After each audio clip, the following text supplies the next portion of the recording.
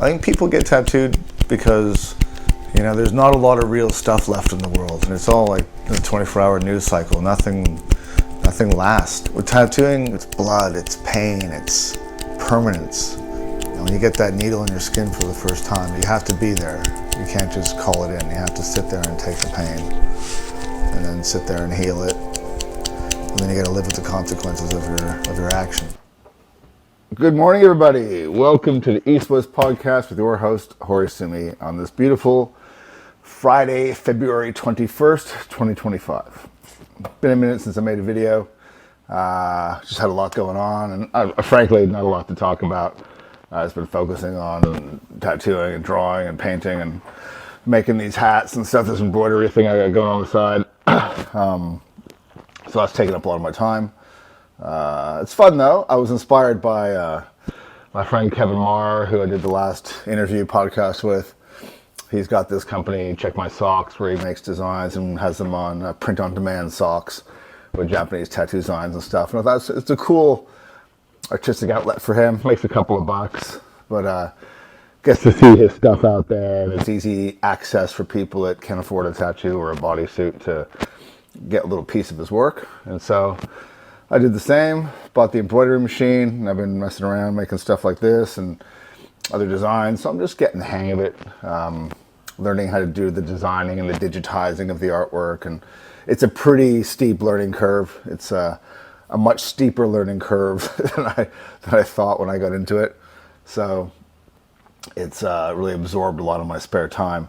But I'm enjoying it, and that's the fun part, right? That's the good part. So if you're interested in a hat, on my e-store on authentic.com /shop. I've got a bunch of hats for sale and patches and shit like that. So if you want to support the podcast, you want something cool, go check out what I've got.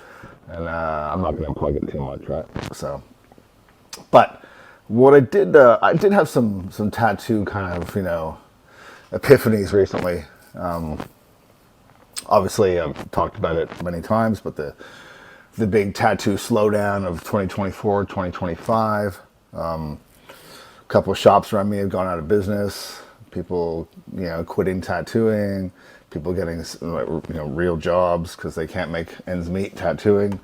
And, it seems to be as people all over the internet from all over the world talking about this. And, obviously we've noticed a bit of a slowdown here at the shop as well. I myself and a bunch of the guys that have their clients were doing good, but there's people that are slow, and walk-ins have definitely slowed down a little bit. I think the combination of cost of living, interest rates, housing crisis, cost of food, tattooing is a luxury item. It's a luxury item aimed at the lower classes and the middle classes. It's expensive, right? So that if you go look around and you went to the fancy restaurant district, you notice they're all busy still, because the upper classes and the wealthy, they're not affected by this cost of living crisis, right? So they still get to go eat, go to the fancy hair salon, still buy the nice cars, the nice clothes. It's not really affecting them. But for the regular folk like us, right, myself included, I have a mortgage, I got fucking bills to pay. This stuff affects us. So if you have to choose between, feeding your family or getting a tattoo, obviously you're going to feed your family, right? But there's more to it than that, I think, because I find it strange that it's all over the Anglosphere and Western Europe that there's this, right at the same time, this big tattoo fucking slowdown, right? And of course it is, part of it is finances and economics, but I think there's more to it. I think it's also, tattooing's gone in two different directions, right? And I talk about this a lot. It's gone into obviously there's the serious tattooing, like traditional Japanese, and the dude like what I do, and the guys who do bodysuits, and the guys who do really good quality realism, and the guys who do really large scale, tribal or pattern work, black work. There's serious tattooing, right? And then there's everything else. And I think, I just came back from the gym, and I see all these girls and guys with just shit fucking sticker book shit all over their fucking arms and legs in awkward, weird places. And I can't help but think, that's a turnoff, right? It's a turnoff for me, and I love tattoos, right? But for the average person, it's going to be a turnoff as well, because they're not particularly well done tattoos. They're in stupid spots, and they're just mumbo jumbo all over. And a lot of people have this style, right? I mean, we're just talking line drawing, like line drawing crap all over. And there's a lot of people doing this, and that's one aspect. I think tattooing is turning off some people because they're seeing that and they're going, well, if that's what tattooing is, I don't want any part of that, right?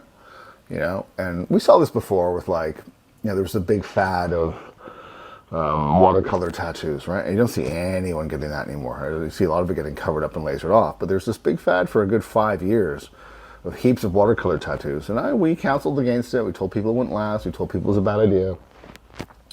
People got it anyways. And then it went away. The problem now is that the vast majority of these new tattooers, these COVID tattooers that started tattooing just around COVID era, they don't tell people that these are bad ideas, right? They encourage it because that's how they make their living, doing sketchy little shitty tattoos. And, like these fucking new fine line, ignorant style, cyber sigillism, all this shit. It's all crap.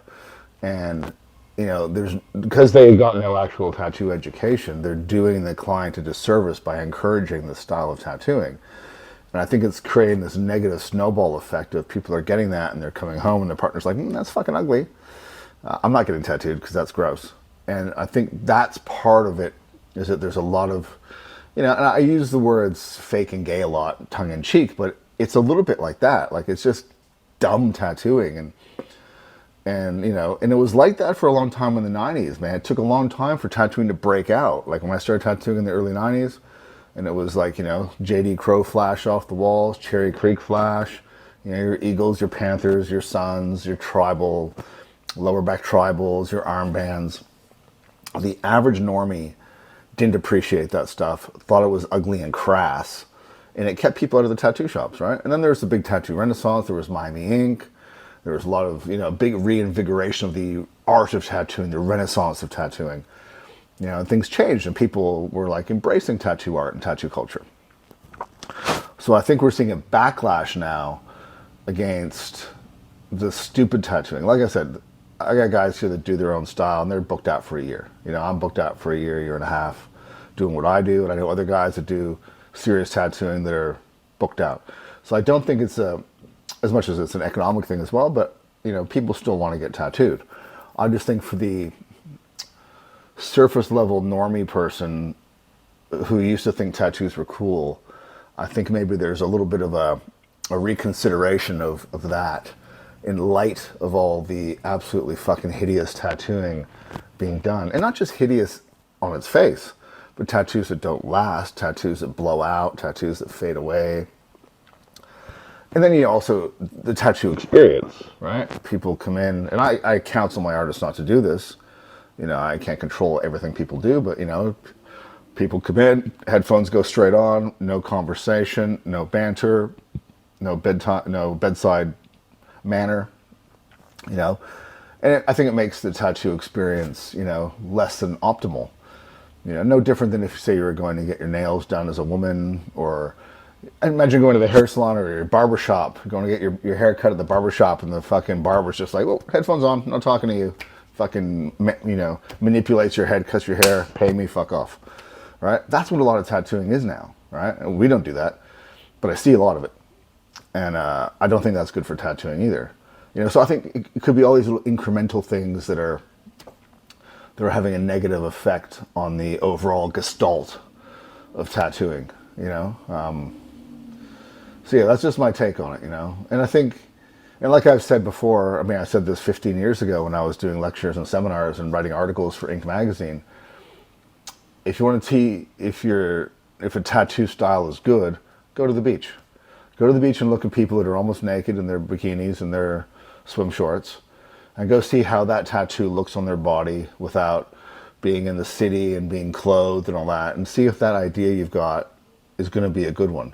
Because at the end of the day, your tattoo's on naked skin. And so if you're getting a silly tattoo in a silly place at a silly size, is it going to enhance your body? Is it going to give you power? Is it going to be a powerful talisman for your life? Because at the end of the day, this is what tattoos are. They're, for women, they make them feel attractive, sexy. It's empowering for dudes. A tattoo can make you feel strong and tough and masculine, and masculine, right? So these are things to take into consideration. So what I would say with this video to clients, potential clients, tattoo fans, is embrace serious tattooing, right? Look at tattooing as a long-term, I don't say investment, but a long-term endeavor, right? You're not, if you're 20 years old and you're going to get a silly bunch of sticker book shit on your arms, why don't you just close your eyes and just visualize yourself as a father at 35, right? And when you've got a pineapple and a pizza slice and a walking finger and a fucking pickle and a fucking Doberman head, all these silly little things in your arm. When you're picking your kid up from school, or you're taking your daughter to the prom, or you're interacting with regular fucking people, or you're just looking in the mirror at yourself as a fucking grown man. Are these good ideas? Is this a good idea? Is this how you want to, represent yourself, right? And the same with a woman. Women getting silly stuff all over their arms. I'm not a huge fan of, you're going to call me fucking names for this, I'm sure, but I'm not a huge fan of girls getting tattoos all over their fucking arms, right? My wife's got 3/4 sleeves in progress. That's one thing, right? It's classy, it's cohesive, it's a big tattoo, it joins onto her back piece. I think sleeves look great on women, right? But I think just patchwork tattoos on girls and young girls isn't the best look, right? I don't think it's a good look on anybody, but especially on young girls, I think it's terrible. And little patchy stuff all over the hands and fingers. And, I think we really need, as a culture, to get away from this. And so I'll say to the tattoo artists as well, encourage real tattooing. If you're a tattooer, even if you're a COVID tattooer and you started a few years ago, learn about tattooing, man. If you want to do, because, this tattoo economy is going to fucking kill you, and you're going to be going back to flipping fucking burgers, right? So you get two choices. You can either go back to flipping burgers, or you can learn about what tattooing is, embrace the culture, look up to the people who came before you, read about it, study the art, listen to people who know what they're talking about. Not necessarily me. Go read the books of the guys who came before me, right? And, follow tradition. Tradition's there for a reason, right? Tradition is the answer to problems. So we had a problem, things didn't work. So we found a way that works. We'll make it a tradition, right? We'll do it this way because it works. And then there's no more problems. And then 10, 15, 20 years later, you're like, fuck the tradition. I'm progressive. I'm going to do it this way. Now we have problems again, right? Because no one remembers the problems from when the tradition became a tradition, right? So now we've got this problem again where tattooing is fucking looked down upon by a lot of people because it's turned ugly, right? So keep all that in mind. Embrace serious tattooing. Embrace real tattooing. If you're a tattooer, you should be fucking passionate about tattooing. Eat, sleep, and breathe it. That's the only way to succeed. You've got so much competition now. All these young kids that, they can draw. They grew up looking at tattoo art. When I was a kid, there was no tattoo art to look at. It took me years to figure out how to draw tattoos. All right, everyone now's got the fucking world at their fingertips. Every world-class best tattooer's portfolio is right there for you to look at and copy, all right, if you want to. All right, you've got all the great Japanese masters. You don't need to go buy books. You don't need to fly to Japan and bring books home in your suitcase. It's all there. The whole fucking world of art is in your hand. You have zero fucking excuses to make yourself a good artist and to understand what it is you are doing. Not just to the art, but to people, right? You're marking people for life, right? And you're also giving them an experience. So it's up to you. It's incumbent upon you to do that to the best of your ability and to represent tattooing the best way you can if that's the career path that you've chosen, right? And clients, right, you should seek out these artists that have this ethic and this ethos, who do great work, give a good experience, are passionate about what they do. This is the way forward to get us out of this little fucking shitty cul-de-sac we're in of really stupid fucking tattooing being done. All right, that's my little diatribe for today. Thanks for listening, guys. Come to my e-store, buy a hat. All right, I do custom colors, custom hat sizes, custom color hats, custom threads, everything. All right, I'm doing one-off bespoke stuff. I love it. I don't make a lot of money off it, but I love doing it. So come support me. All right, I'll talk to you later, guys. Ciao, ciao.